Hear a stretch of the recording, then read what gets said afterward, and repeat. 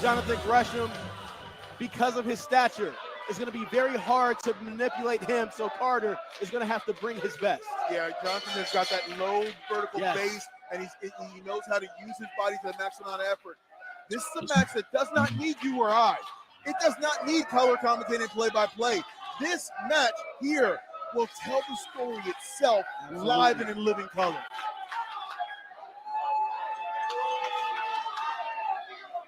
Both of these guys defy the stereotypes.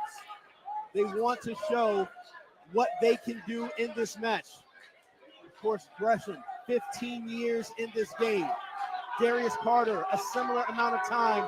However, he is not as traveled as Jonathan Gresham. He has not accomplished what Jonathan Gresham has accomplished. So now he has a feather in his cap. Oh, hey. He wants to show that he is a lot of people on in the here. same level. Oh, I haven't done this in a while. Hey, guys. It is also about state. Anybody want to jump in the comments? Let me know how I sound. If I need to turn it up, turn it down. Someone else in the wrestling world, this match is no exception. Jonathan Gresham, much heroin, much travel. Darius Carter now wants to show the world he's on equal footing. Carter is taking some time, talking to the fans. Sounds good. Perfect. All right. Guys, we got Darius Carter coming on in about 10 minutes. Talk about this weekend's Ashe 4. What you're watching right now, I'm actually Ashe 1. Jonathan Gresham versus Darius Carter. Two of my favorites. He's taking all that time. Darius Carter's my guy. You're saying really he's trying to play my so game. Yeah, it's a psychological. This is got Ashe 4 coming up this weekend. What is that? Saturday the 22nd, Charlotte, North Carolina. Psychological game. Yeah, that's he's what right. this match will be all about. Main event, Jonathan Gresham, Benjamin. Should be a really, really cool card. Mentally first. This is literally, figuratively, I need to change that. Chess about to be performed right in front of you right now. We see that Darius Carter has the height advantage, so man, Darius is one of my favorites. Maybe he is talking to him for a while. He really emulates and idolizes Randy Orton, and he's got a match coming up on this show Saturday. Man, him and Billy Dixon, they put on one of my favorite street fights a while back. You can probably find that match on YouTube. I'll see if I have a link, but that should be really, really fun watching them go again.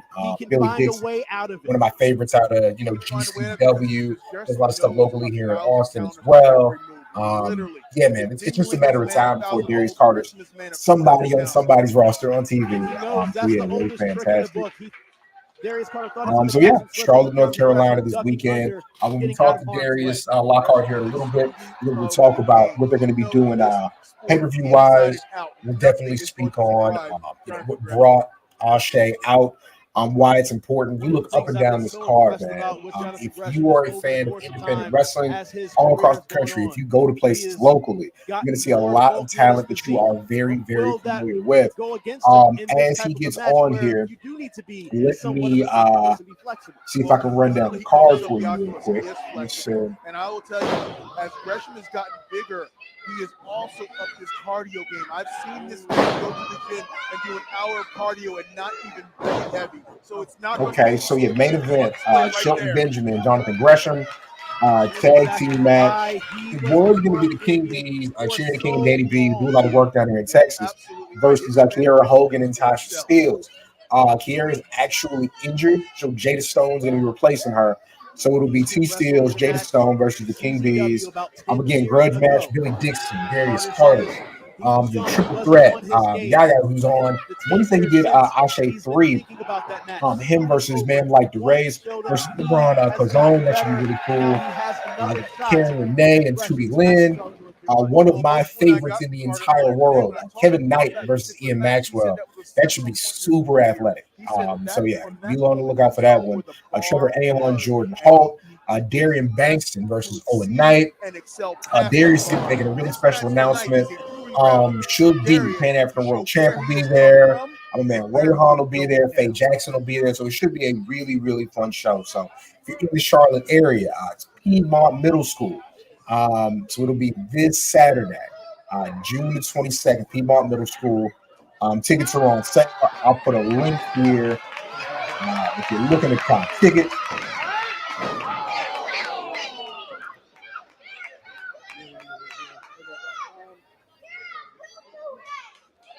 So yeah, man, it's funny. I was a little. I was curious when Ashe was first coming out. It wasn't. Like I said, it was like no. It's a miscommunication thing. One of the referees I knew worked said, "He's a good guy." It was like, "Yo, y'all need to show more love to Ashe." And I'm like, "Yo, I gotta reach out to him to do this." And it was really kind of a situation where, I should have done more on my part. Other people should have done more on their part to really jump out. I'm so used to media working a certain way. With me being able to, work with the WWE's, AEW's of the world, typically it's a bit of a different process. So I'm still kind of new to the independent promotion and media, so I'm kind of learning my way through that. In time to go forward, so I did say it was going to be Eastern time, 7 p.m. Eastern time. Let me see, Darius, I see you down there. If you're ready to go, if you want to give me a thumbs up, okay, perfect. So let me go ahead and mute the match. I will leave the Ashe free match playlist running while we talk. But yeah, let me bring him on. The man with the plan, in charge of all this. His brainchild, my man Darius Lockhart. Let's add him to the stage here. My brother, how are you this evening? What's going on, everyone? How you doing? Appreciate you having me, Seahawk. Oh, absolutely. I was literally explaining to them how this is show number 4. And from show 1, I was kind of, like watching from the sidelines. I watched kind of all my peers and partners kind of do like different promotion and stuff. I was so used to like me still being really, really new to media, like in the last couple of years. I'm so used to like WWE and AEW kind of like reaching out to me like, yo, you need to talk to blah, blah, blah, blah. And so I was kind of like, dang, nobody came to me. So I'm still like learning like this process, like on the independent level. But listen, man, I love even from the beginning, how you attacked it on social media, doing stuff with my sister program, BRP, it's been really cool to watch this thing grow. So before I say anything else about myself, Darius, if you want to give everybody kind of a rundown of how Ashe came to be, how you've gotten from like even just starting it as an idea all the way here to show number 4 coming up this weekend. Yeah, no, man. I mean, all of it comes down from a love of and passion for people and pro wrestling. Those are 2 of my core loves, man. And I think in 2019 was really when I kind of sat there and spawned the idea with a good friend of mine, Saeed Al-Sabah. We sat there and kind of just wondered what would things look like if we could make it more just sustainable for Black people, for culture, something that had more crossover appeal, something that could appeal to everyone, where, wrestling being so rigid sometimes in its format or rigid in its presentation of people of color. We wanted to say, like, what happens when we could paint outside the boundaries and kind of use, pro wrestling as a medium, not the genre, pro wrestling as a medium to celebrate the diaspora. And, I saw more and more need for it as time went on, especially within 19 and 2020 and things like that. And at first, we were going to try to do things differently. And just life started happening. Really, just life kept happening, whether it be COVID or whether it be, my personal things or whatever like that. But while I was stepped away from pro wrestling in 2022, it meant to be like a 2-month break turned into a kind of a 1.5-year sabbatical. I knew that in my time off, I don't want to come back empty-handed. I don't want to come back the same. And I don't want to come back almost being left to the devices of someone else who doesn't understand what I really stand for or what I am. There's a lot of misunderstanding of what Darius Lockhart represents, what it stands for. And there's a lot of people who look at surface value and are afraid of that. But I say, what if I take the thing that's happening with me and what's happening to so many of my brothers and sisters that kind of burn them out mentally, kind of exhaust them of not being seen, not being understood, not being heard. And I just put that love and care that I want to have for each other and myself into pro wrestling and into the experience. So that kind of curated the version of Ashe that you see today. We wanted to be something that, spoke to everybody of all ages, but also wasn't too childlike, too adult. But, you want to find that happy medium. And I think that's what we've kind of done, and just kind of put the ball in a lot of people's hands who want to call the shot themselves. And so we're just allowing people to kind of do that more for themselves. That makes sense. I think a really common misconception is that in order to be pro-Black, it has to be a very thin window. It has to be blinders of straight Black man, straight Black woman, talk tough, be tough, take no shit off nobody, like that whole kind of idea of that masculinity. One thing that I saw probably first really prominently with like a GCW, and then even down here locally with the Texas Indies was, wrestlers, like queer wrestlers of color, non-binary, wrestlers of color, Black wrestlers are getting to shine and really be themselves. How important was it to you to not only be inclusive, but to put them in the forefront? Like I'm looking at one of the matches on this card, Billy Dixon and Darius Carter, one of my favorite street fights that I've ever seen. And, I love Billy, love Darius, both guys I've met and talked to and bounced ideas off of. How important was it to make sure that they weren't just, and not they, just in general, queer Black wrestlers were not just part of the show, but were a very important part, were a staple of what you were producing? It's huge, and I think a person who, if you're going to champion diversity from any angle, I think you have to champion it from all angles and understand, you know what I mean? So it's one of those deals where I was in the ADS minor in school, which stands for African Diaspora Studies. And that kind of just really opened my eyes to how, well, not really opened my eyes to, but that really just reinforced my foundation of how non-binary the Black experience is, right? And also how important and oversighted the contributions of queer people in the Black spaces have been, almost to a detriment of so much progress. So I was like, you know what? Wrestling's always 10 years behind. Let's not only speed them up, but throw them into the future and make people realize that there really shouldn't even be a signifier. There shouldn't have to be so many, okay, we're doing all these, like, just a June show. It's Pride Month. Let's just drop everything in rainbow and then, let's move on when it happens. I wanted to see that kind of representation and that kind of care and attention year round. And I wanted to see it and there to be, spaces of elevation for any kind of person here at this wrestling company. And I thought, how you got to put your money where your mouth is. So that's having, a queer woman in the main event of the first show, having 2 women in the main event of the first show, having, Billy be one of our top baby faces here. I think it's integral because people need to see themselves in that light, but at the same time, see that, pro wrestling ultimately is a lesson of empathy.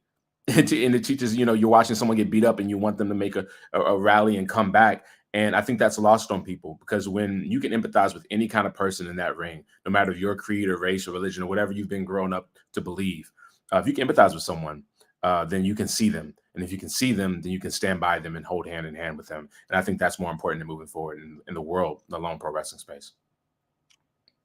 While I still had to do the work and be good at what I did, I did see how things were easier for me under the Spotify, the Ringer umbrella, right? You, having opportunities, different wrestling companies, being on TV, you sit back and you look and say, I'm going to do this show on my own. Talk about not only the mindset, but the nerves. Is this thing going to work? Because, I put out kind of my first independent book project right at the end of the year. I'm like, nobody's going to buy this. Like, nobody's going to buy it. Because why would they? They're so used to my name being attached to all these different guys, and I got these big names on here, and I'm just doing this. Like, you going from, even though we're talking about coming out of the pandemic, you going from a place of security to really a place of the unknown. Going from wrestler to very specific promoter, putting on something nobody's really done. Talk about the thought process and then the nerves going into the first show. Yeah, man.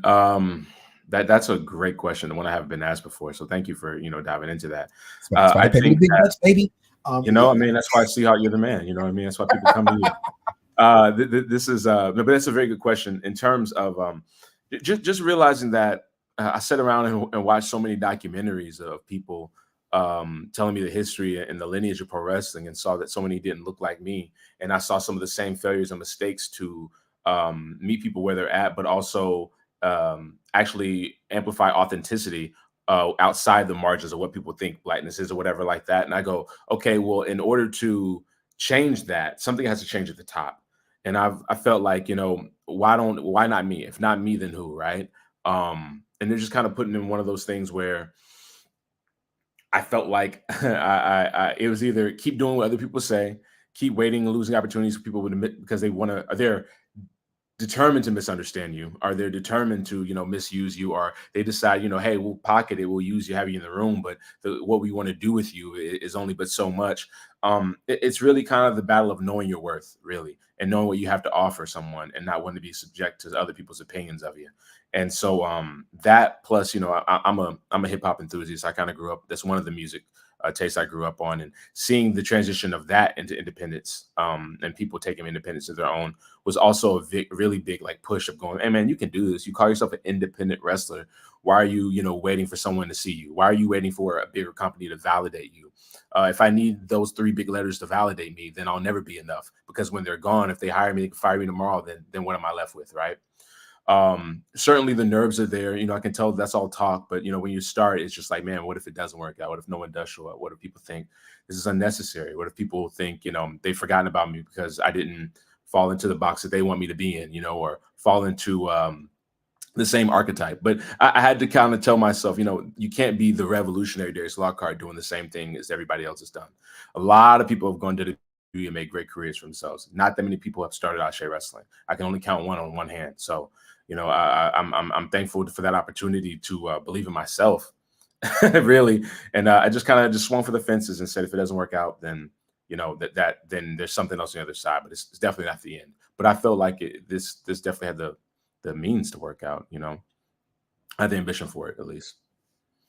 I look at the people that I've actually sat down with, broke bread with. I'm talking about like the Shook D's of the world. Like I said, the Darius Lockharts, the Faye Jacksons. What is your pitch or conversation to them about this thing that you're starting, about, I never want to speak for you, but it's like, man, I'm doing this and I need you to be in it with me. I see Trisha Dora there. What is the conversations early on with your peers, with that talent, about what you're creating and what you want it to be? And how do they respond to that? Yeah. Well, I'll kind of work backwards here. Most of it was positive. You know what I mean? A lot of people just kind of, really the pitch was, to Faye, I remember pitching to her. I was like, hey, if you could make like a vignette of your own, of like to just represent Faye Jackson, and she's coming to a promotion, what would it look like? And then she kind of threw this whole thing at me, and I said, now, wouldn't it be great if we actually did that? If someone would let you just kind of curate the vision that you want to curate for yourself? I was like, more of us should be able to do that. But there's so many people who go, oh, I don't understand it, or I don't get it, so it doesn't get to happen. Or, there's so many, start and stops. So, a lot of times I was just kind of like, yo, what if we just really empowered ourselves? We talk all this talk. We're waiting for someone else to make it happen for us. Listen, no one's coming to save us. There's no one to make it happen for us. We're all frustrated about not necessarily the numbers of people when it comes to diversity, but the way they use us in terms of diversity. That's the more important. So why don't we lead by example and change the how they use us rather than, just the numbers? And a lot of it, was just generally positive. They kind of understood the need for it. A lot of us were tired of going into like elevating and it only getting tougher in terms of, how much you had to minimize yourself or how much they wanted you to be somebody else. So I was like, let's just do the thing and make us, be us and be here. And like I said, that was in 2019. So sometimes, it was, oh, you remember that idea I had? We still gonna do it. Remember that idea I had? We still gonna do it. And I'm thankful all of them still, most of them still really believed in me and held on.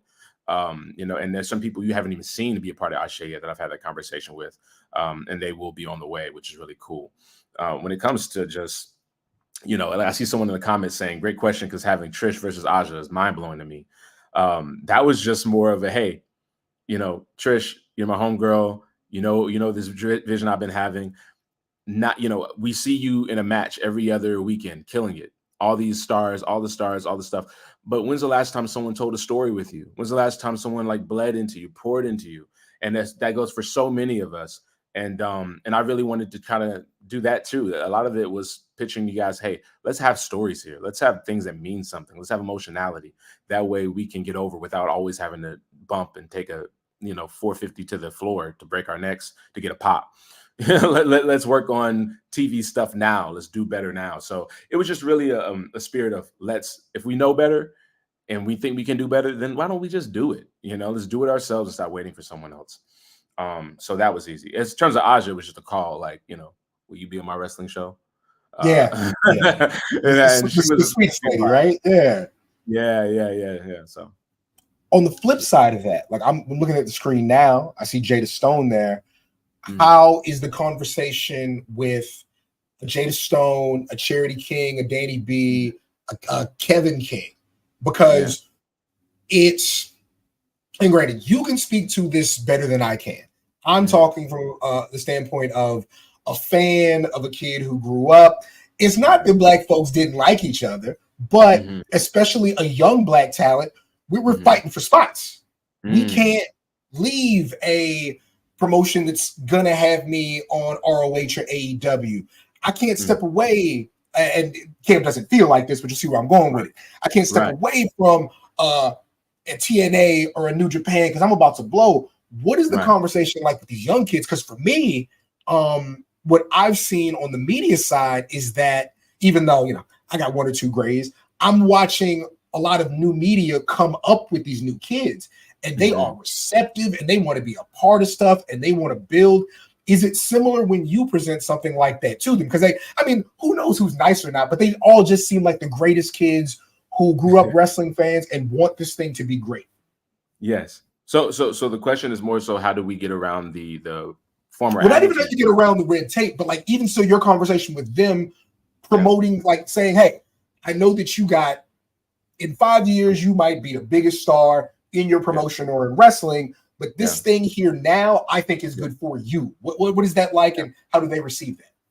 I think a lot of people are so looking for opportunities that, when you get the opportunity to not only get a stage, but also get a stage with someone who actively sees you for what you're trying to do, sees your vision for yourself and believes in you and is trying to help you. I think it's really easy to make happen. You know what I mean? It's an idea of them knowing I've been in their shoes and I'm on their side. Because ultimately, when I came up, there were, there is a little bit of the chase of the tight room, hey, we're competing. And that's cool. And there needs to be competition in terms of sport. But also that is, for a while, that was that was hyper focused because there were only so many of us allowed in the room. You know what I mean? I came up in Burlington, North Carolina. There was only like maybe 2 to 3 black guys in the locker room. And that was like a regular thing. And you always find that person and be like, yo, are you good? Because this is the backwoods. So, you know what I'm saying? We had Confederate flags when we were wrestling. So you have to make sure you're good. But I didn't want anyone to kind of go through what I was going through because, when it comes to that, the jealousy of talent gets amplified. The sharks in the water, there are more of them. And so I didn't want that for my peers or the people coming up behind me. So I was like, look, this is an opportunity to get into a locker room that's going to pour into you. It's going to be people who are, I heard Issa Rae one time talk about people always want to network up and then wonder why people, why ain't they messing with me? Why ain't they rocking with me? And no one wants to network across and realize there are people right next to you who's willing to do the work with you. So I want to network across and be like, yo, let's come up together and let's do this. And, you can either look at this as a stepping stone place. Sure, it's going to minimize what you get out of it, though, if you treat it like that. But if you look at this as a brick that we're putting down to create a foundation where this could, you never know. This could be a GCW. This could be an ECW. This could be an ROH. You don't know. But if you get in at the early ground, help me build this, then you get it to be a part of something special together. And at worst case, you got a good rep out of it. And who's mad about that, So I think that's really the big thing. These kids are hungry for opportunity and they want to be able to do it, especially in a generation where doing it yourself is is what we do. I mean, we're living in a post Kanye West world. We're living in a post Donald Glover world. We're living in a post RDC world, a post Lil Yachty world, a post Chance the Rapper. I'm gonna upload it myself on the phone world. And I think people see that, hey, if you got the balls to do it, that's badass to me. And I believe in your vision if you have one. Because when you have vision, it's easier to lead people than when you're just saying, I don't know, I'll just put you versus you. And there's matchmaking and there's booking. And I think they came to me because I realized I had a vision. I wanted to book some stuff, and they were happy with it. So, here we are. So talk about that, because, I say we, I don't want to put years on you, but I watched Michael Jordan go to a front office and say, y'all not playing right, and have to get back on the court. Has it been more difficult than rewarding, or more rewarding than difficult, or just about even you stepping away from what you're familiar with, that being in the ring, and and GMing and producing and writing and pitching? What's that adjustment been like, and has that made you more eager to get back into the ring?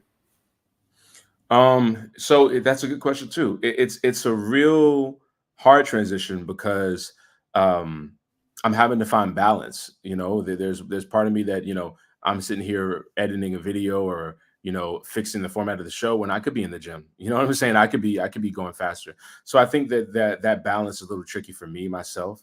But I'm thinking, I don't know. At the same time, I don't know. It's kind of hard to place a real answer with that. It makes me want to be in the ring more, but at the same time, it makes me want to do things the right way, because there's so much coming at me and so much information, and there's a business mind I have to think of. I have to think of the doors and the overhead and the budget and then the way it looks and the aesthetic. And there's so much things coming at my head that I want to make sure I get it right. So it's almost like, hey, take your time and tackle what we can tackle one pace at a time. And I think that it definitely makes me more patient, because I know I'll get mine. And unfortunately, I didn't get to witness MJ too much. I was born in 95. I'm a 95 baby. So I'm 28. I just shaved my head. Yeah. I did mean second MJ, but still. Like, I'm in Wizards MJ, but I got you. I got you. I mean, either way, it's a bastion of greatness that everyone aspires to, right? And both had that same energy of well, we're gonna do it, we're gonna do it right, we're gonna lead by example. And I would like to think, I want to be able to do that too. And just run it and lead by example that way. So the biggest challenge is it wasn't really learning how to communicate with people, because I'm a communications major. So I knew how to talk to folks and kind of be like, hey, but also making sure everyone walks away a little bit satisfied, where you don't have to give too much working with us, where you understand that I'm not trying to bury you or anything like that. I'm trying to take care of you, but sometimes the vision is going to have to be long-term, not just overnight. I can't, just get you to 5-star tomorrow. And it's like, what good would that be? Everyone has a 5-star every weekend. I want to be able to get you a little bit further. So the thing nobody likes to talk about. Okay. It was just last night, and it's been the last couple of weeks, and it's actually been your whole life. People talking about the death of WCW, right?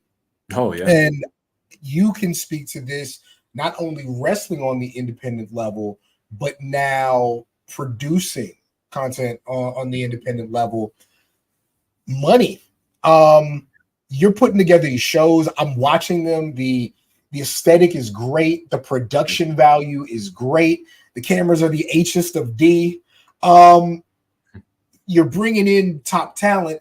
How has that been for you on the business side, balancing here's what I want to produce versus here's what I have versus who needs to get paid? Because listen, you and I both know people who we really, really like, and we've probably done business with and have done great things. And you look up 6 months later and they're out of money and everybody hates them. And it happens. And it's not because they're bad people, but these things fall apart because the foundation is not there. How has that been for you on the financial side, just keeping up with the books day to day and making sure that this thing can sustain? I mean, I think any business owner would tell you it's stressful coming out. You know what I mean?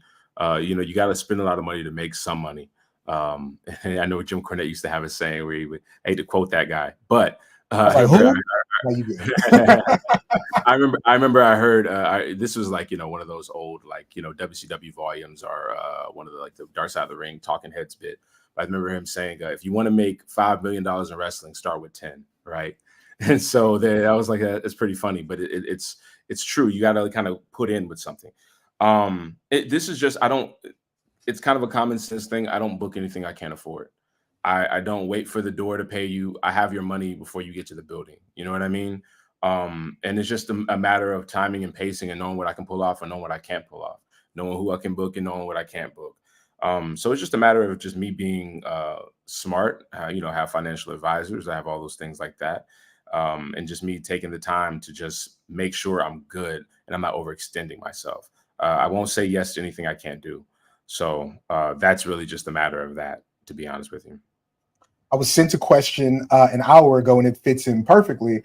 Somebody asked, I'm interested in supporting Ashe as a content creator and or sponsor. Are you accepting either of these at this time? How should I reach out?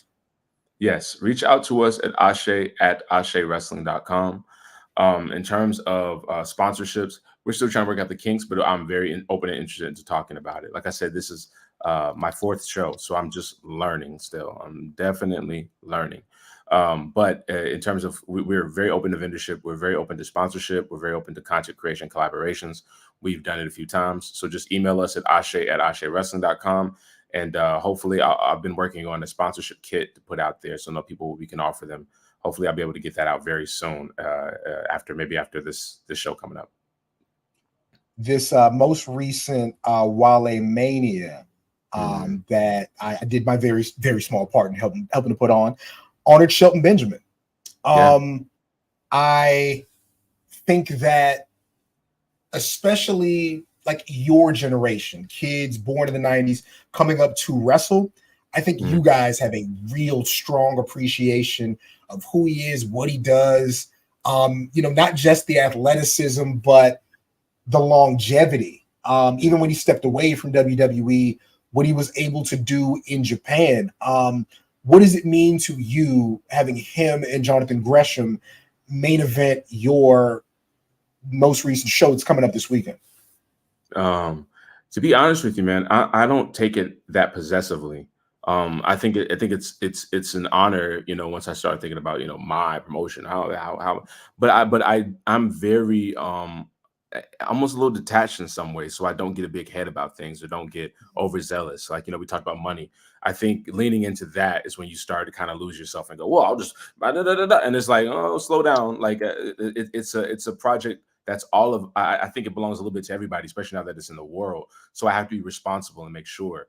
But when it comes to Shelton Benjamin and Gresham, I think of like, man, it's really an honor to have them be a part of something, to have their names just attached to something like this, because they didn't have to. You know what I mean? They could easily look at this as something to thumb their nose down, but instead they want to help us build something real. And I think that is the most beautiful part of it all. When you attach yourself to this and want to take the risk with us, I think it's just kind of awe-inspiring that it makes you remember that there are good people who want to see folks win, and there are people who are willing to help you win if you of course pay them on time.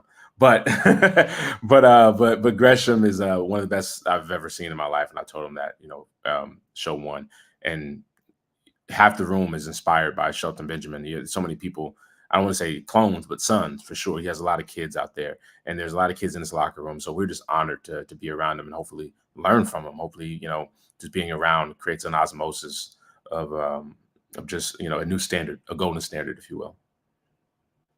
I look at the Ron Simmonses and the Teddy Longs, other names who've been doing this for so long, who you brought in to be a part of this. What's the best advice you've been given from whether it's somebody directly involved or somebody who's watched you, from the sidelines, about going forward, about producing this, about making this thing bigger than as big as what it can be? Yeah. Ron Simmons has always just been really a wealth of knowledge, whether it's just off the cuff or whatever. In just terms, I met him, I want to say 2020 or 2021. And he told me then, he was like, I told him some of the ideas I had, and I showed him the Pan-African Championship. And one thing he said to me, he was like, no matter what you do, you have to stick together. Which is one of the reasons one of the many reasons, but I'm so communal minded in terms of this working for everybody and making sure that there's no bad eggs or people who are breeding resentment in the background. Like if you feel a way, let's talk about it, because we have to be on the same page to make something like this work. This is ambitious, so we have to be on the same page. But Ron also, on the other side of that, is good about reminding me when to put my foot down. Hey, you can't let the inmates run the show. You gotta let people know what this is, and if they don't get on the same page, then he used a lot less nicer words, but forget him. And I appreciated him keeping it that real with me. Just sometimes you need that reminder, and I think Ron being so real and candid with me was very helpful in so many ways. So absolutely. All right, so hey, this is your thing. Last thing. Yeah. Tell people about the show you got coming up this weekend. Man, this show, Ashe 4, like I said, is the fourth iteration of Ashe Wrestling. Well, not iteration, but fourth show we've done for Ashe Wrestling. And I'm very excited about it. We have the main event of Jonathan Gresham versus Shelton Benjamin. We have a grudge match that's been over 4 years in the making at this point, Billy Dixon and Darius Carter. I don't know what's going to happen. It feels like it's very chaotic. We have an amazing women's tag match. Unfortunately, Kiera Hogan was injured, but we have the NWA Tag Team Champions, the King Bees, versus TNA's Tasha Steele and Jada Stone. Jada Stone is a firecracker ready to pop off. She calls herself the Spark. I can definitely see why. You see her, that there's something there as soon as you see her. One time is all it really takes. Bailey saw it enough to wear a shirt on TV. Absolutely. You know what I'm saying? Cody too. Cody was flicking it up with the shirts too. We got Kevin Knight, New Japan's Kevin Knight, who did an amazing job in the New Japan Best of Super Juniors this year. He is wrestling Ian Maxwell, fast as hell. Ian Maxwell, who is an up-and-comer out of North Carolina, ready to break out. And I think this would be a big moment for him.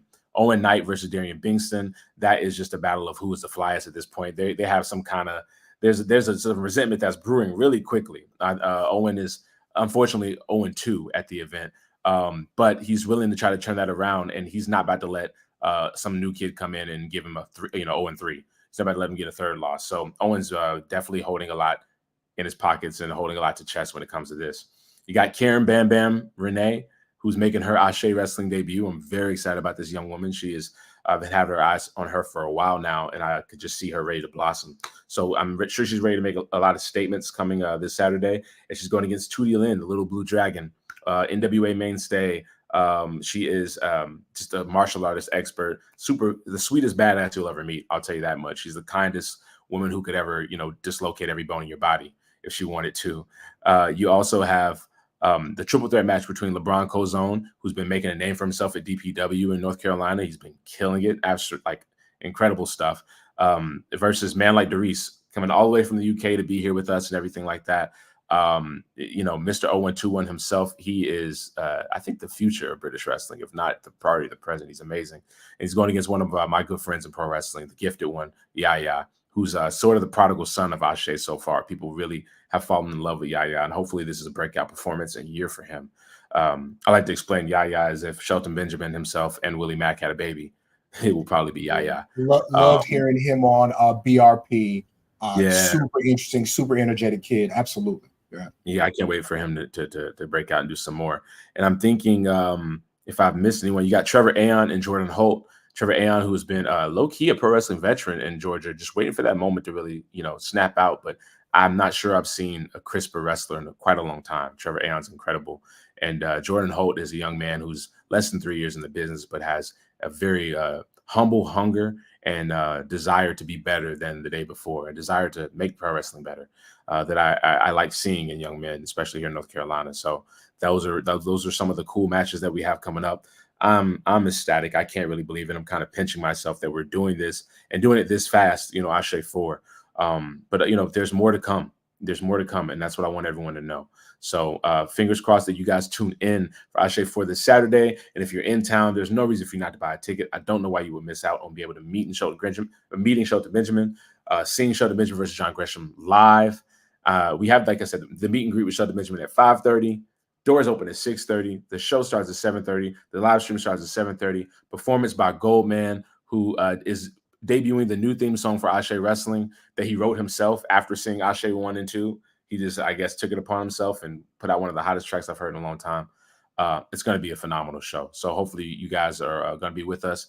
And the show is dedicated as well to Trey D of We Love Wrestling, fellow media journalist like yourself, who unfortunately passed away a month ago. It feels like time flies. It just doesn't feel real that he's gone.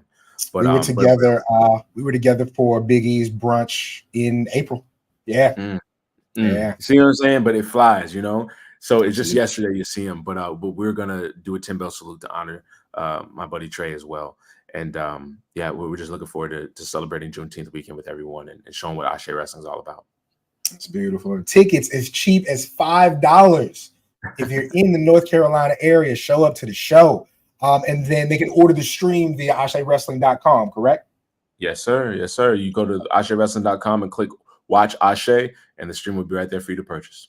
There we go. Darius Lockhart, my brother. I love seeing people put together the things that are in their minds with the people that are in their hearts. Sincerely. Best of luck to you, my brother. I'm definitely going to be watching this weekend. Y'all look for information all on Darius' socials, on my socials. They will be there. Please, if you get a chance to not go to the show or to the show, let's support the people that we appreciate the most. My brother, I hope you have a fantastic evening and an even better show this weekend. All right? Thank you very much, Seahawk. I'd love to be back, hopefully, again one day soon. Thank you so much for your generosity and your platform, brother. Thank you for doing for us. Absolutely, my brother. You take care of yourself, all right? You too, brother. Thank you. All right. There we go. Y'all, this is like my biggest stream that I've ever done. I've never had this many people on stream at once. So it's a shame that I'm going to leave because I'm going to go watch this Kendrick show. But please make sure to go out and support Ashe Wrestling.